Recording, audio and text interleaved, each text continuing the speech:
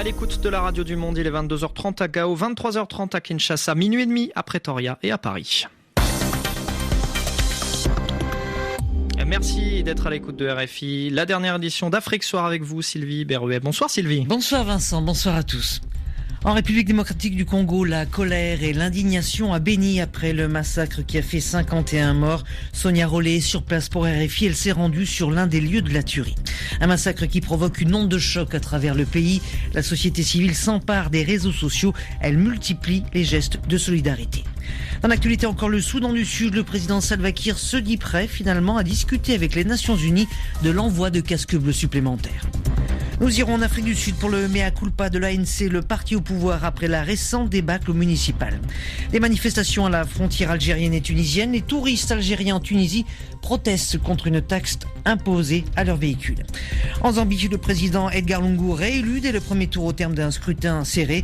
Et puis les Jeux Olympiques de Rio, athlétisme et une médaille pour l'Afrique ce soir dans le 3000 mètres steeple féminin. La Kenyane Yvine Jepkemoi remporte l'argent. Nous y reviendrons dans 20 minutes avec Alexandre Sebon et nos envoyés spéciaux au Brésil.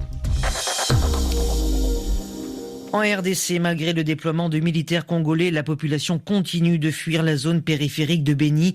51 civils, selon la société civile, y ont été tués dans la nuit de samedi à dimanche. Une attaque attribuée aux rebelles ougandais des ADF est sans doute l'une des pires depuis le début des tueries dans ce territoire depuis 2 ans. Une délégation du gouvernement est toujours attendue sur place. La MONUSCO a dépêché le représentant adjoint du secrétaire général de l'ONU en RDC, l'américain David Grassley, qui a passé quelques heures à Béni sur les lieux de la tuerie.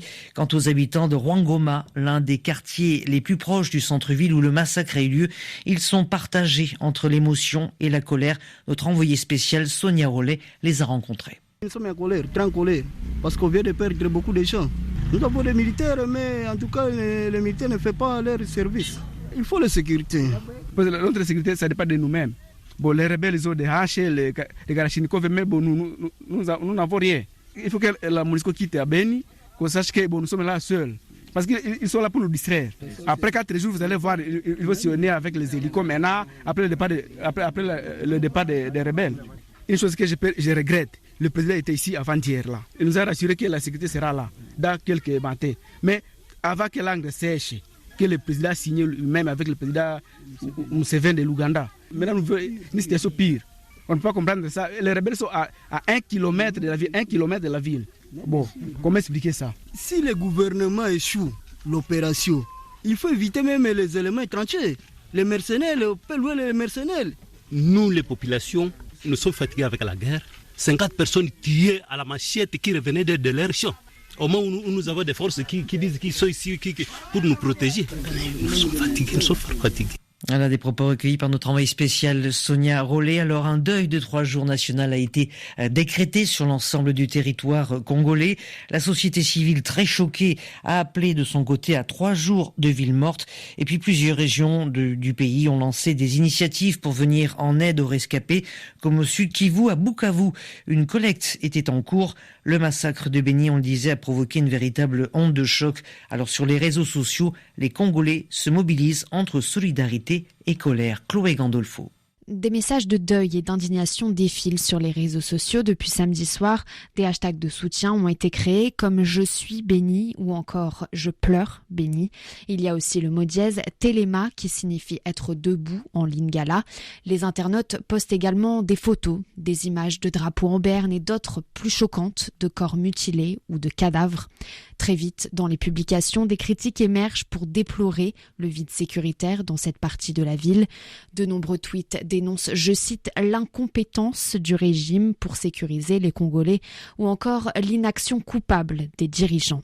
Certains utilisateurs pointent du doigt la MONUSCO, la mission de l'ONU présente en République démocratique du Congo.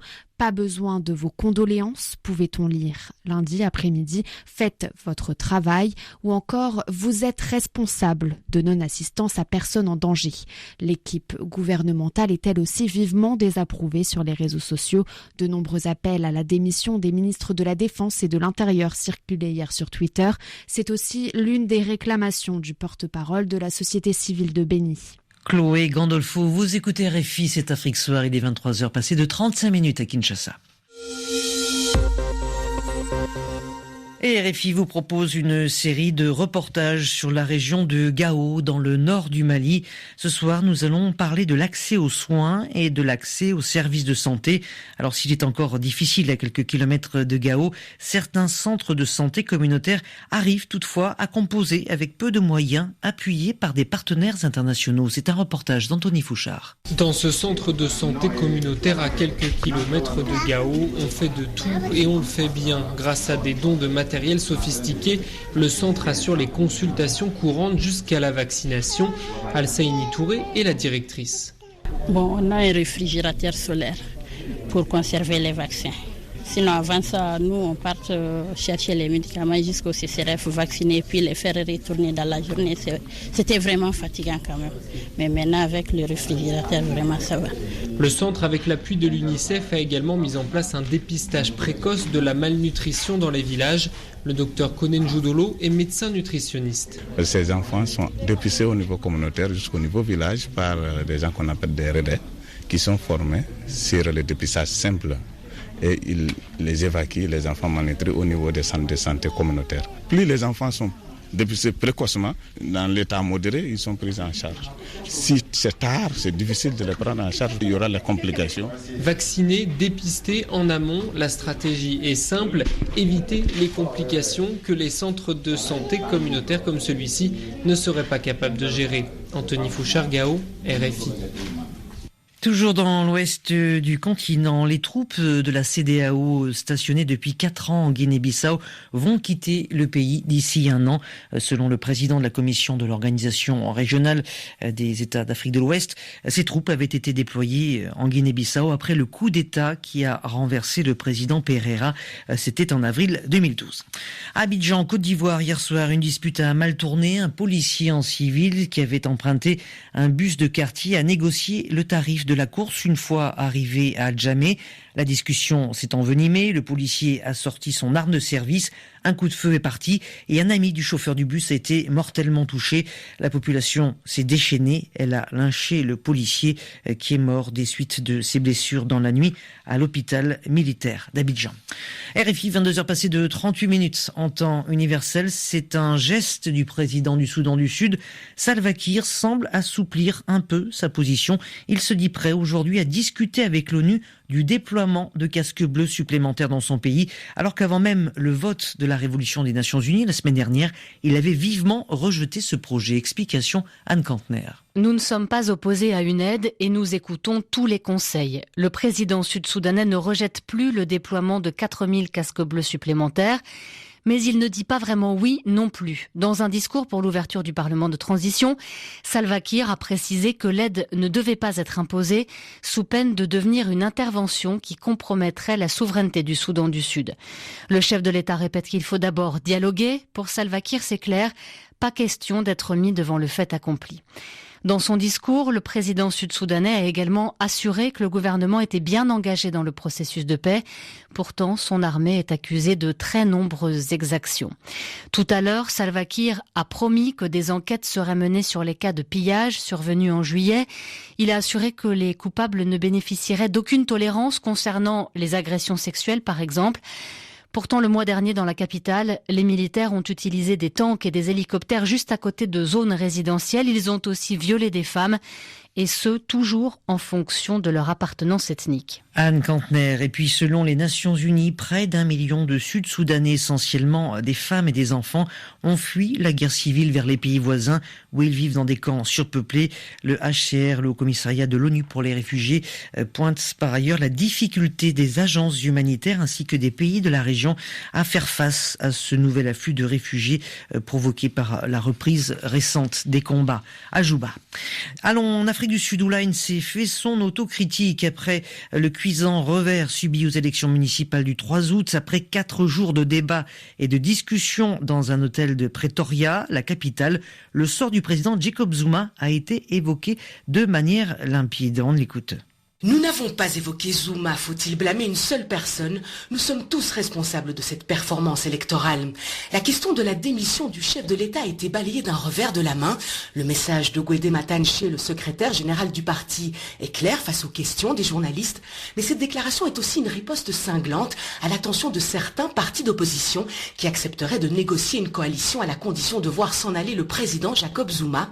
Une requête notamment formulée par le parti de Julius Malema, le IFF, les combattants de la liberté économique. Après le mea culpa, la prise de conscience et la volonté de redonner un second souffle à l'ANC, Matanche a déclaré qu'ils étaient prêts à entrer dans l'opposition en cas d'échec des négociations. Pour l'instant, aucune information n'a filtré à ce sujet. Après avoir perdu Mandela Bay et Pretoria, le sort de Johannesburg est encore incertain. Le secrétaire général s'est également épanché sur l'image de son parti, une image d'arrogance, d'indulgence face à la corruption et de plus en plus éloignée de sa base sociale. Un aveu qui pourrait être un test face à la gronde des étudiants qui menacent de paralyser le pays si les frais de scolarité venaient à être augmentés pour l'année 2017. Tandy Wekatier, Johannesburg, RFI.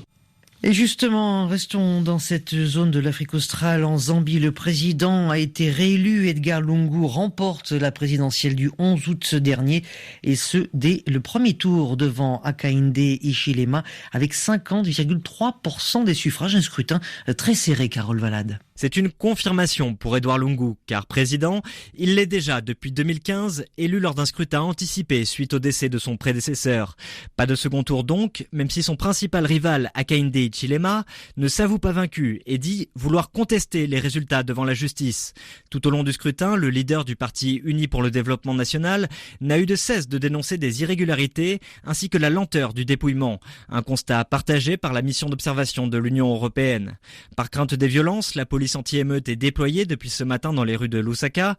Rappelons que si le scrutin s'est déroulé dans le calme, la campagne, elle, a été émaillée d'incidents qui ont coûté la vie à au moins 3 personnes. Ce quinquennat s'annonce donc difficile, d'autant que l'économie est frappée de plein fouet par la chute des cours du cuivre, qui est la principale ressource du pays.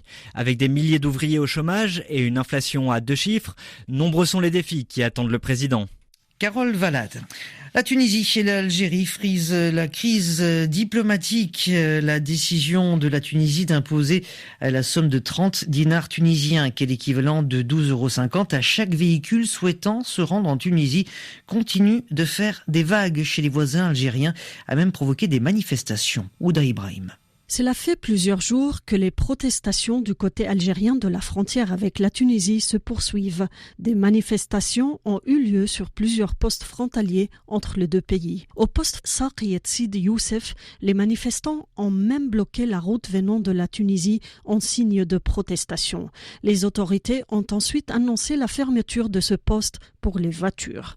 Un responsable de la douane algérienne nous explique que la fermeture de ce passage, situé à l'est de l'Algérie, ne résulte pas d'une décision officielle algérienne. C'est à cause des manifestants et pour des raisons de sécurité, nous dit-il. La Tunisie avait estimé, en imposant récemment cette taxe aux véhicules étrangers accédant en Tunisie, que cette mesure servait à couvrir les subventions de l'État sur certains produits achetés par les Algériens en Tunisie. La Tunisie étant la destination préférée des Algériens durant les vacances d'été, la majorité des véhicules qui entrent en Tunisie viennent d'Algérie. Chaque année, 1 200 000 touristes algériens visitent la Tunisie. Et cette crise survient quelques jours après la reprise du transport en bus entre Tunis et Annaba dans l'Est algérien.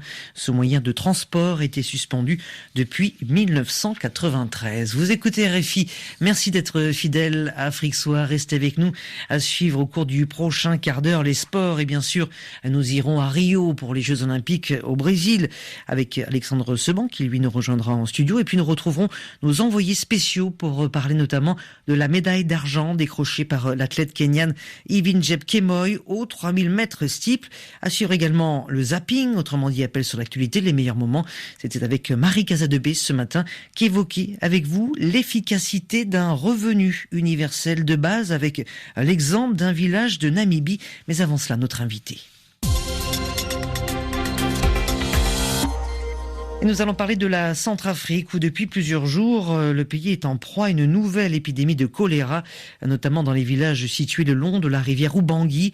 La commune de Djoukou, localité située à une centaine de kilomètres au nord-est de Bangui et frontalière de la République démocratique du Congo, est particulièrement touchée par cette maladie. La semaine dernière, les autorités sanitaires du pays ont officiellement déclaré le choléra présent après une dizaine de cas mortels et plus de 40 cas confirmés.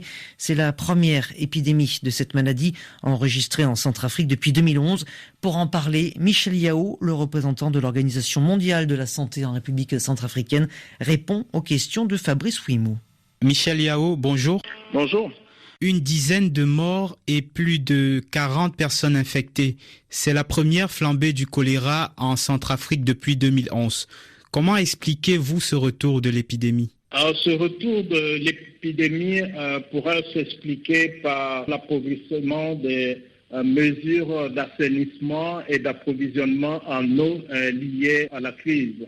Le choléra étant une maladie qui se transmet par la contamination des sources d'eau, il y a aussi, du fait de mouvements de population, notamment entre la République démocratique du Congo et la Centrafrique, il y a des mouvements de cas de personnes infectées, notamment de la RDC vers la République centrafricaine. Et c'est ce qui d'ailleurs a été rapporté par l'investigation qui a été faite sur place. Le premier cas aurait traversé à partir de la RDC pour faire du commerce avec les villages voisins de l'autre côté du fleuve.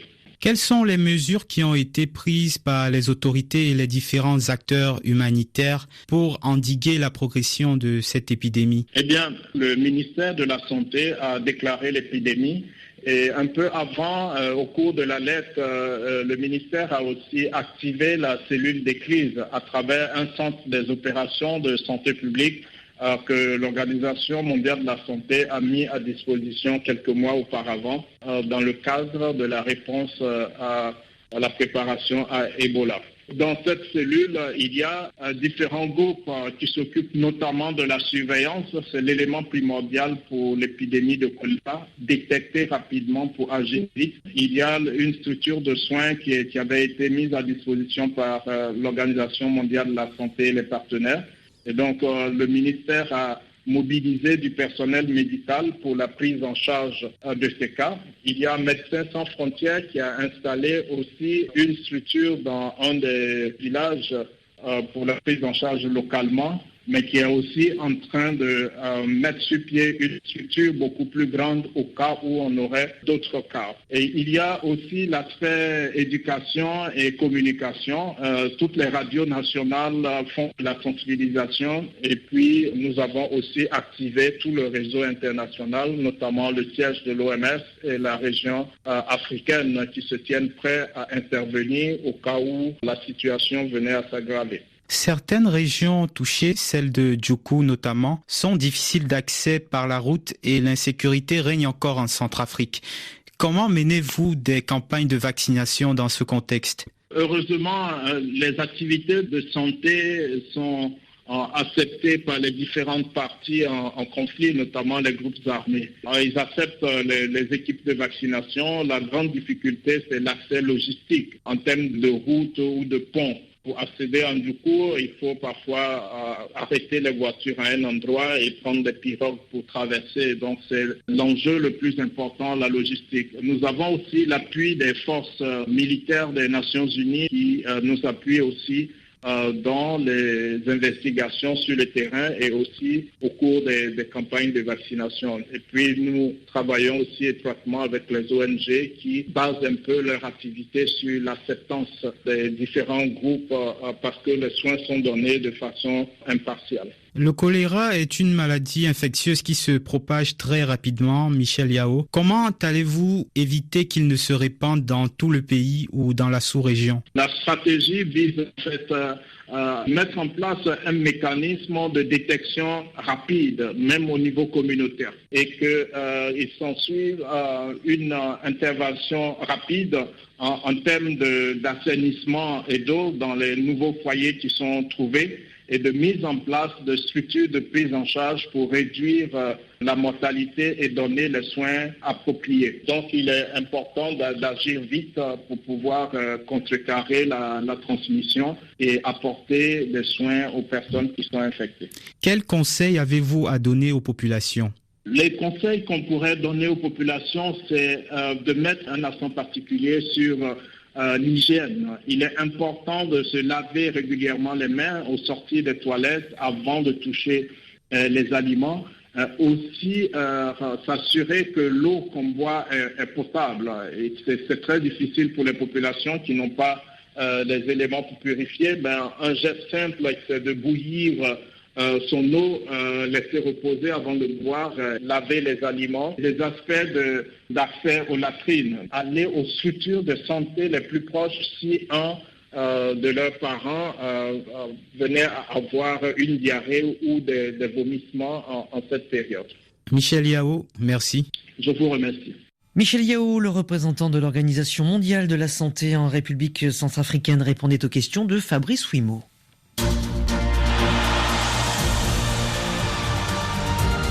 Le journal des jeux.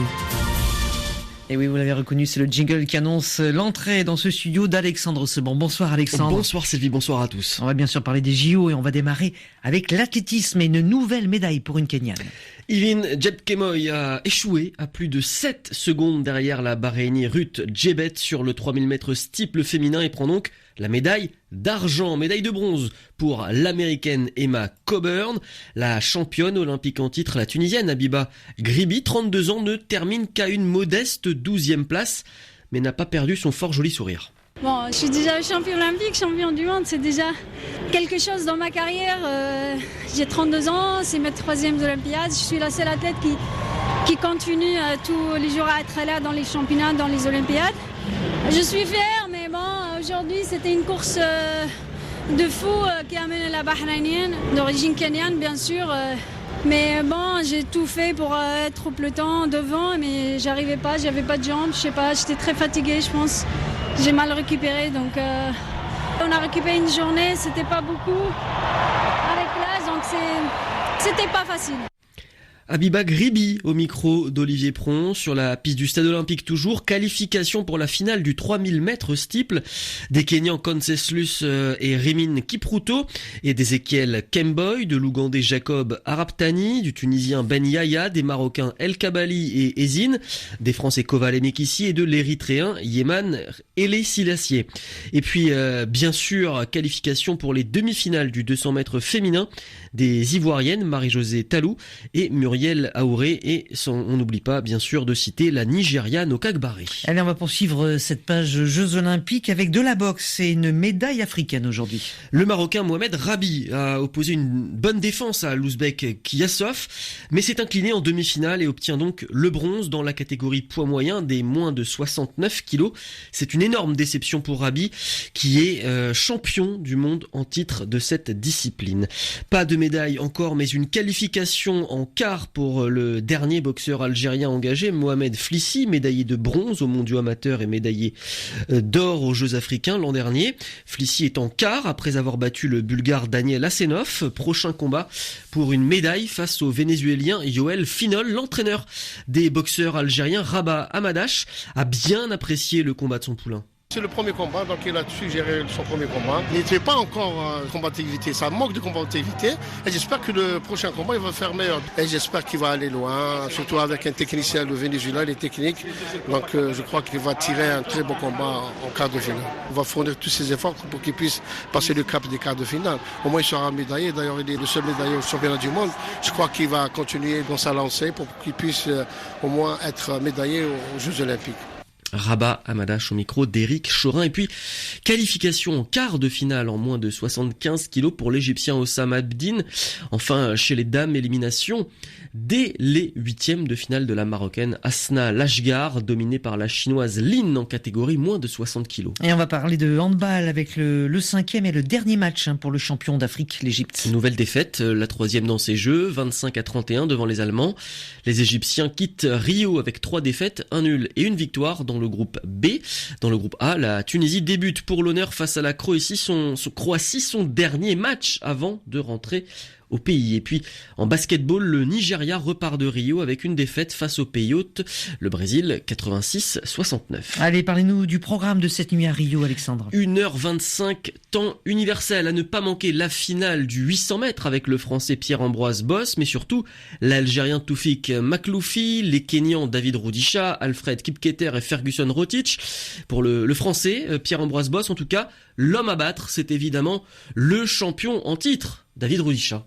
Je le sens très détendu, comme d'habitude. Lui, j'ai l'impression que rien ne l'atteint. En plus, je crois qu'il a quand même fait une 43, dont une fois à 2800 mètres d'altitude au Trials des Kenyans. Donc, faut compter sur lui cette année. C'est clair que lui, c'est juste une intuition. Je sens qu'il va tout mener, comme il y a 4 ans. Je le sens à une 15 au 600 et une 42 à l'arrivée.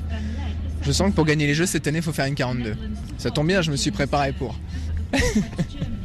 Pierre-Ambroise Boss au micro de Christophe Jousset. Enfin, on n'oublie pas la finale du 400 mètres féminin et du concours du saut à la perche avec le Français recordman du monde de la discipline, Renaud Lavillenie. 1h30, heure de Paris. Allez, on va quitter Rio pour terminer avec le football et le journal des transferts. C'est la grosse cote du jour en Angleterre. Yannick Bolassier quitte Crystal Palace pour rejoindre Everton. Montant du transfert de l'international congolais de 27 ans, 29 millions d'euros. Prince Onyangé, le Congolais aussi, quitte Reims en France, mais pour la D2 anglaise à Wolverhampton.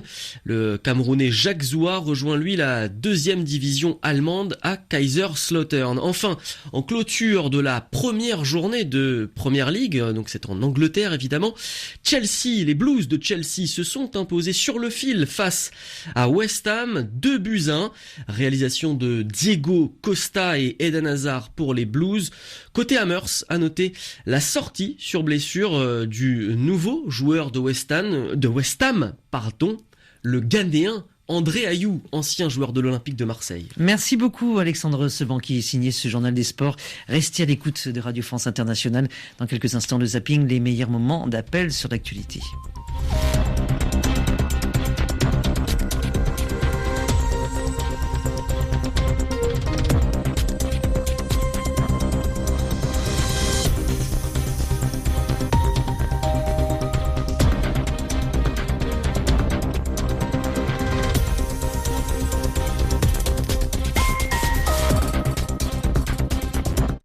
Autour de la question. Caroline Lachowski s'interroge avec les plus éminents chercheurs sur les mutations en cours dans nos sociétés et sur les évolutions de notre humanité. Demain. Pourquoi étudier la transe chamanique ? Comment percer le mystère de ces états modifiés de conscience ? Qu'est-ce qui se joue dans le cerveau d'un chaman quand les neurosciences éclairent les transes ? Autour de la question. Caroline Lachowski. Du lundi au vendredi à partir de 14h10 TU. RFI. Suivez le zapping d'appel sur l'actualité avec Orange Money, leader du transfert d'argent et du paiement de factures via mobile. Ce matin, vous débattiez de l'efficacité d'un revenu universel de base, une somme allouée à tous les membres d'une communauté sans contrepartie et cumulable à un revenu. Un village namibien est ainsi sorti de l'extrême pauvreté, mais vous étiez très partagé sur le sujet. Ce revenu, il faut dire qu'il est relativement faible, mais ça peut permettre à ces populations-là d'avoir un bon début et peut-être même de se renforcer et de pouvoir fructifier. Vous l'avez dit, pour le cas namibien, on a noté une augmentation du niveau de vie. Et je pense que pour nos pays également, ça pourrait se faire. Il faut arrêter de stigmatiser les populations qui n'ont pas de revenus, qui sont pauvres, qui sont faibles. Il faut les aider à entreprendre, à utiliser cet argent à bon escient.